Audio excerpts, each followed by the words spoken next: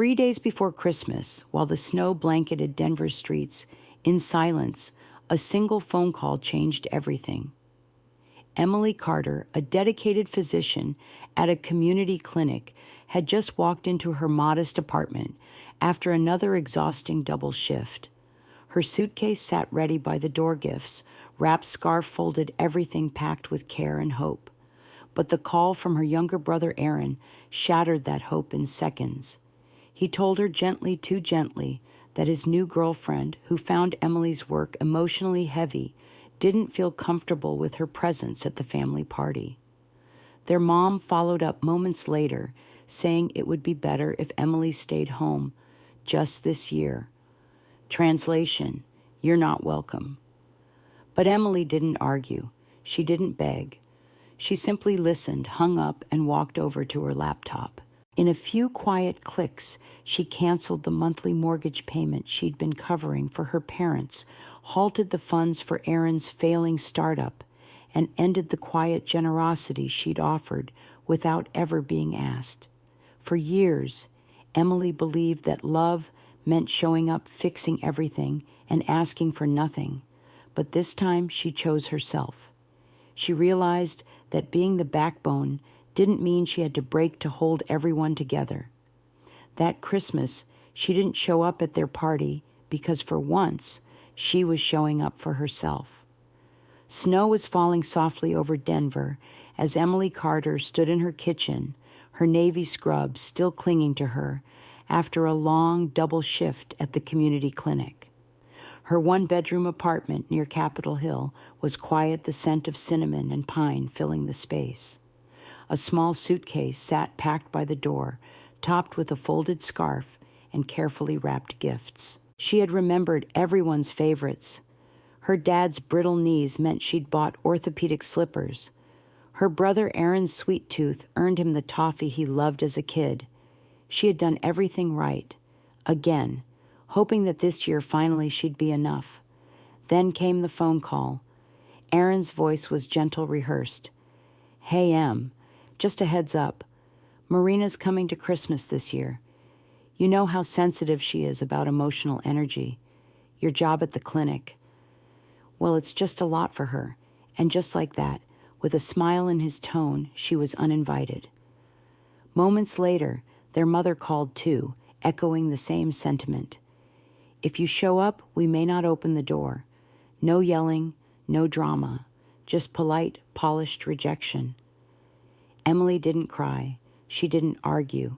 She simply stood in her living room staring at the gifts meant for people who never really made space for her, and something inside her shifted. For years, Emily had been the fixer, the quiet giver. While Aaron chased dreams and left messes, she paid bills covered, missed mortgage payments, co-signed loans, and fixed what was broken financially and emotionally. Her love showed up in casserole dishes and late-night Venmo transfers. She thought being dependable would eventually make her seen celebrated. But that night, Emily saw the truth. She wasn't loved for who she was. She was tolerated when convenient and dismissed when she became too much. The steady scaffolding holding the family upright, but never the one in the photo. So she took a breath and made a different choice. She walked to her laptop, opened her bank app, and began the quiet process of reclaiming herself. The mortgage assistance canceled. Aaron's startup allowance cut. Dad's car insurance revoked. Not out of anger, but clarity. She wasn't going to bankroll the family's comfort anymore. That decision wasn't dramatic. There were no public announcements or confrontations, just small, intentional acts of self-respect. The days that followed were quiet. The Christmas tree in her apartment stayed dark. The gifts went untouched in the hall closet, and Emily sat by her window with peppermint tea, watching snow fall and feeling something unfamiliar peace. The ache of rejection was replaced by relief. She had spent years folding herself smaller to fit into a space they never truly offered. She was the first to med school, the first to work through holidays, and yet never the one they celebrated. They praised Erin's art shows and entrepreneurial spirit while dismissing her steady sacrifice as too intense. But finally, Emily understood her value didn't hinge on their approval, and fate, as it tends to turn. Marina, the very girlfriend who couldn't bear Emily's presence, had quietly admired an old photo during the family gathering. She recognized Emily instantly and spoke of how she once stayed through the night with her dying neighbor. That truth spread quickly. The curated family narrative cracked. Suddenly, Emily was the one who mattered. Not because she demanded it, but because she had left a silence so sharp, so undeniable, it couldn't be ignored. So when the family came knocking emails, texts, even a surprise visit to her door, Emily didn't answer. Not out of spite, but because she no longer owed them access to the life they refused to see. That Christmas, Emily chose herself. And in doing so, she didn't ruin the holiday. She reclaimed it. By the time Emily Carter poured her second cup of peppermint tea on Christmas morning, the silence in her apartment had transformed from hollow absence into a kind of peace, a deep, grounded peace. Not the peace she once thought came from being useful, needed, or called on. This was the kind that blooms after you stop asking to be loved the right way by the wrong people. She had always been the one holding the seams of her family together, the dependable daughter, the background fixer, the steady scaffolding for everyone else's chaos. When her younger brother Aaron skipped rent for the third time, she covered him. When her parents' roof leaked after a storm, she paid for it. When medical bills piled up after her mother's hip surgery, Emily silently took care of them without so much as a thank you. Not out of obligation, but out of love, a love that had been twisted into currency. Give more, earn more space, prove yourself useful, and maybe, just maybe, they'd notice you. But they didn't, not really.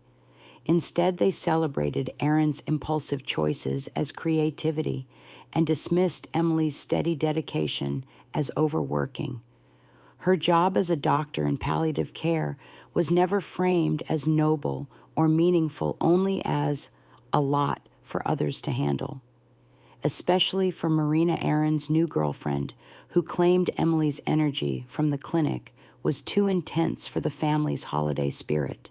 So, 3 days before Christmas, Emily was uninvited from the family gathering, politely, firmly, with nothing personal sprinkled like powdered sugar over a bitter truth. She didn't fight, she didn't cry, she didn't plead to be included. She simply canceled the financial lifelines she'd quietly offered them for years. No more covering their property tax, no more deposits into Aaron's startup. No more emergency repairs. Let them feel the difference. She spent Christmas alone in her cozy Capitol Hill apartment. The tree lights remained unplugged. The presents she had wrapped with care sat in the corner, untouched. She watched the snow fall over Denver like a soft cleansing blanket and realized this was the first time in years she wasn't bracing for disappointment. And then something she never expected. A call from her Aunt Ramona. "They're saying you ruined Christmas," she said gently. Emily blinked. I wasn't even there. It turned out that Marina, observant and intuitive, had noticed a photo on the mantel. A snapshot of Emily as a preteen, half-laughing, oversized sweater sleeves covering her hands. "That's Dr. Lena Morgan, right?" she'd asked. "She sat with my neighbor through the night. Saved her life." The room fell silent. The family had rewritten Emily out of their lives so thoroughly they'd forgotten the truth might come back to haunt them. Marina left quietly and firmly, and later posted about it, nothing cruel, just honest, about how silence is a form of erasure, about how families sometimes forget the worth of the people they choose not to celebrate. The next day, emails flooded Emily's inbox. Her mother, father, and Aaron had suddenly found their collective voice. They missed her. They wanted to reset things. But tucked between the vague sentiments was the real plea. Could she please convince Marina to delete the post? Aaron's reputation was suffering. His career might be at risk. It wasn't about Emily. It never had been. When they showed up at her door, smiling, bundled in coats, voices tinged with practiced warmth, Emily didn't let them in. She cracked the door just enough for the cold air to slip through, looked them in the eyes, and said one word: no. Not out of spite, out of self-respect. For the first time in her life, Emily understood that real peace doesn't come from being allowed into someone else's story. It comes from writing your own. And in that still apartment with snow falling outside and a letter from Marina framed above her desk, she realized she hadn't lost her family. She had finally found herself. For most of her life, Emily Carter had been the invisible pillar holding up her family's comfort. She didn't shine like her brother Aaron, the charming dreamer whose impulsive career choices were always praised as ambition. She didn't get balloons or welcome back dinners. She didn't get photos on the mantle. What she got was silence until something broke. Then came the late night calls, the quiet Venmo requests, the wordless expectation that she'd fix what they never acknowledged, and she always did. She covered the mortgage when their finances got tight. She paid Aaron's rent when his gigs didn't pan out. She called therapists and filled out forms and coordinated care for her mother's surgeries without anyone asking and without anyone thanking her, because that was her role. The reliable one, the calm one, the scaffolding behind the scenes, until the night she was told not to come home for Christmas. 3 days before the holiday, her brother Julian had called.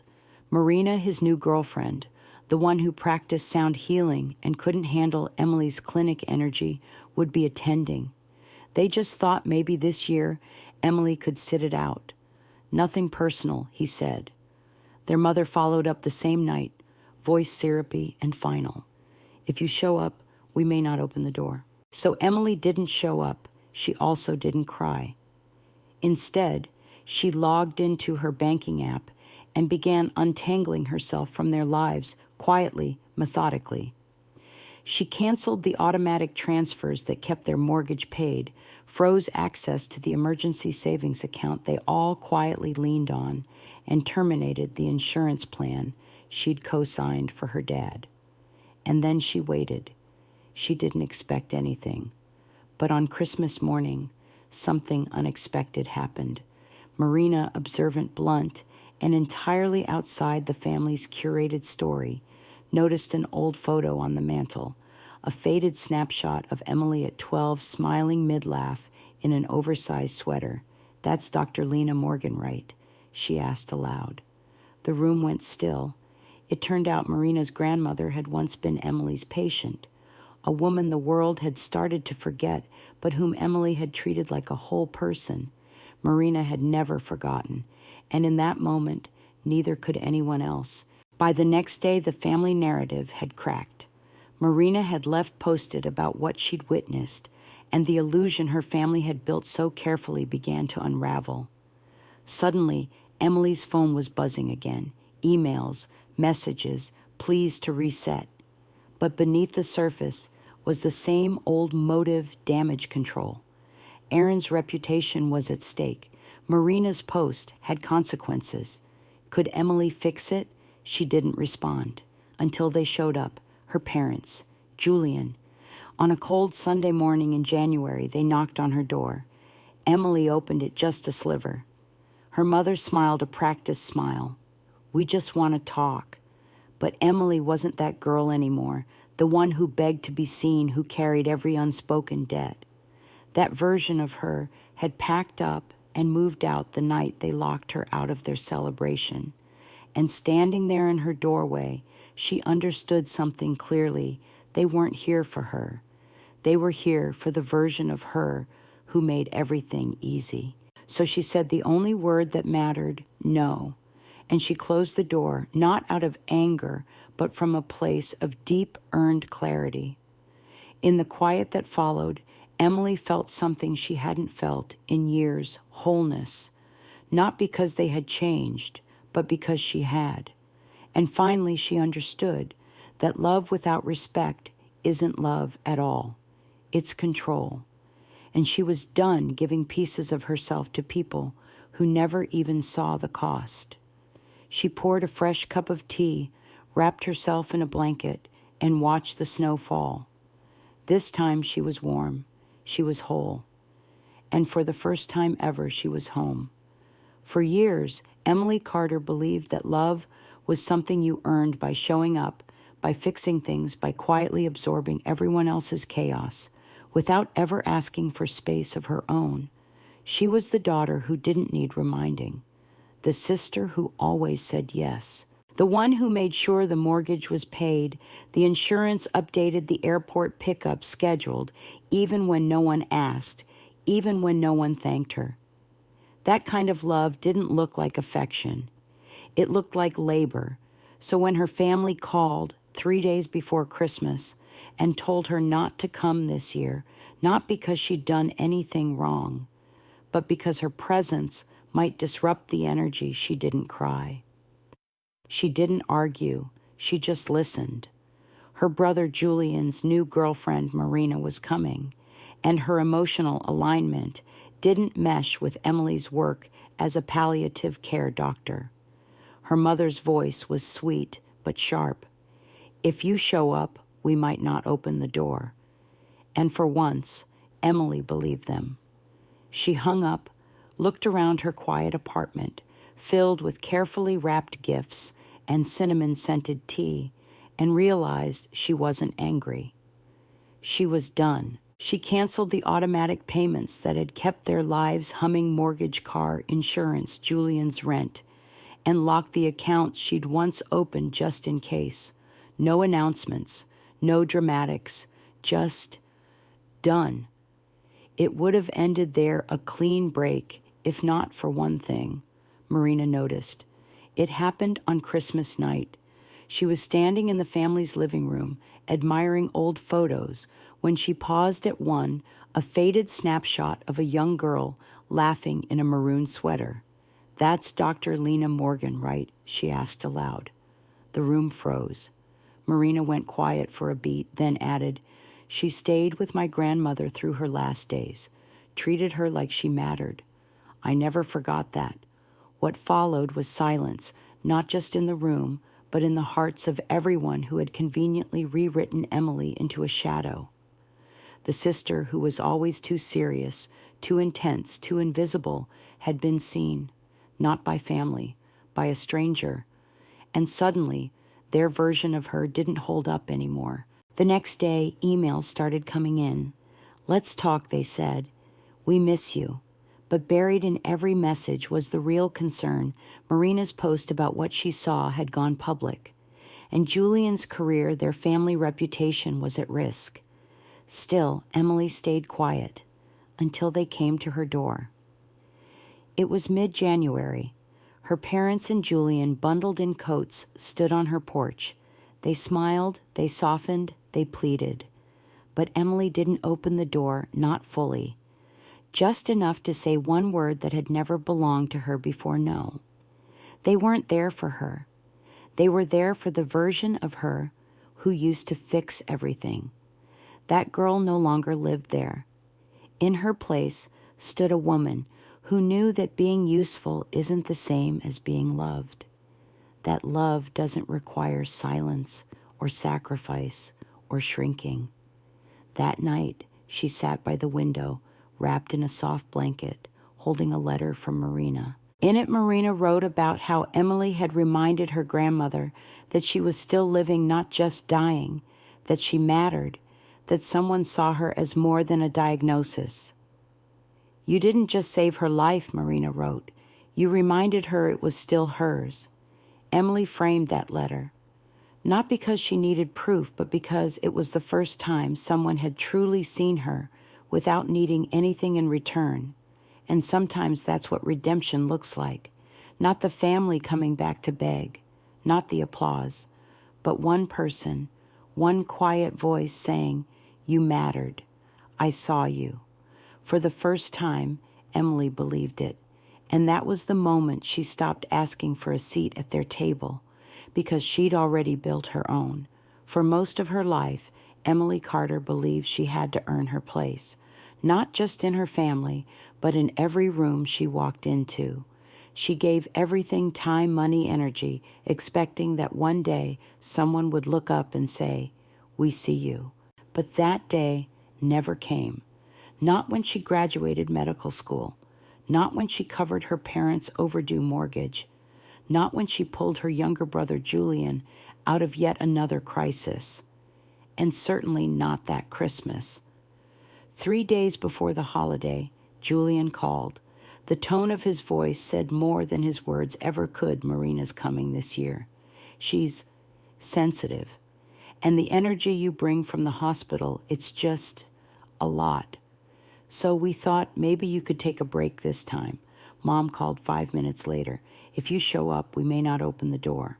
No arguments, no apologies, just rejection, packaged in politeness. Emily didn't cry. She didn't beg to be included. She simply hung up, sat down in her small Denver apartment, and looked around. A pine green scarf was folded neatly on her suitcase. Wrapped gifts sat patiently near the door. She had remembered every detail: her aunt's favorite toffee, the special nutmeg they used for eggnog, thinking this year might be different. But it wasn't. So she did something different instead. She logged into her bank accounts and began untangling herself from the web of obligations they never even noticed. She canceled her father's car insurance, blocked further transfers into Julian's business fund, locked down the emergency account she had built to cover her parents' unexpected repairs. There was no anger in her fingers, just resolve. Emily had spent decades believing her usefulness equaled her worth, that if she solved enough problems, she would finally be seen not as the help, but as the heart of the family. But she wasn't the heart. She was the scaffolding, unseen, unthanked, holding everything together while never being part of the photo. That Christmas, for the first time, she chose not to show up. And that's when everything started to fall apart. What her family hadn't realized was how much Emily had been holding, not just emotionally, but financially. And her absence wasn't just emotional, it was structural. The missed payments began. The excuses unraveled, and most painfully so did their curated image. Then came Marina. She had noticed an old photo at the family home, a picture of a younger Emily laughing in an oversized sweater, and she had recognized her.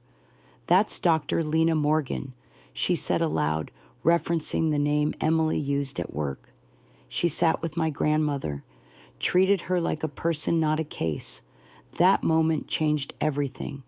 Suddenly, Emily's family couldn't hide from what they'd done, not from each other, not from Marina, and not from themselves. The quiet daughter they dismissed had become the only person anyone was talking about. They reached out first with soft apologies, then with desperate requests. They asked her to call Marina to fix the damage, not because they cared about Emily, but because they wanted control back. And she said no. They showed up at her door, all smiles, all performance. But this time she didn't let them in, not emotionally, not physically. She cracked the door, said no, and shut it. That boundary didn't come from bitterness. It came from healing. Emily wasn't the same girl who once begged for approval. She had become a woman who understood the cost of staying small to keep others comfortable. Forgiveness doesn't always mean reunion. Sometimes it means protecting your peace, even from the people who gave you your last name. And for Emily, that no wasn't the end of the story. It was the beginning of her own. On a snowy Christmas Eve in Denver, Emily Carter sat alone in her apartment, surrounded by wrapped gifts no one would open, and a tree that suddenly seemed too bright. Just days earlier, her family had uninvited her from the holiday gathering, not because she had done anything wrong, but because her brother's new girlfriend found her job as a palliative care doctor too heavy. For years, Emily had been the quiet support beam, the fixer, the one who showed up. She paid bills, booked flights, covered repairs, and never asked for thanks. But in that moment, with her phone still warm from the call that excluded her, she realized something powerful. She had been giving everything and receiving nothing. So she stopped. She canceled the payments. She unplugged the lights. And for the first time in her life, she claimed peace. That decision rippled louder than any confrontation ever could. Marina, the girlfriend, later recognized Emily in a family photo and spoke the truth out loud, truth her family had spent years pretending didn't exist. It shook their image, their comfort, their stories. But Emily didn't come back to fix it, because this time she chose herself. Sometimes the most powerful love you can give is the love you give yourself. Emily's story reminds us that setting boundaries is not cruelty, it's self-respect. If you've ever felt invisible in your own family or have been praised only when you're useful, know this: you are allowed to stop. You are allowed to choose peace. You matter even in silence. Tell me, has there been a moment in your life when walking away was the bravest thing you did? Share your story in the comments. And if this story touched something deep in you, hit subscribe. Let's build a community where quiet strength is celebrated, not ignored.